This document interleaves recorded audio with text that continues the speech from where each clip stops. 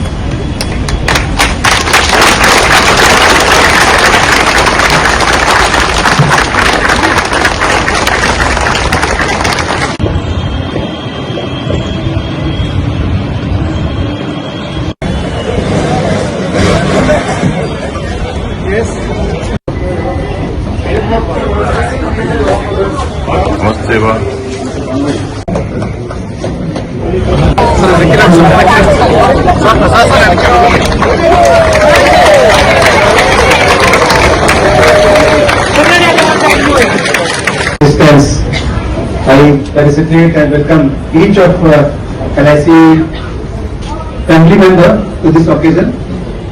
Friends, I would just like to mention 7.78 crore of new policies.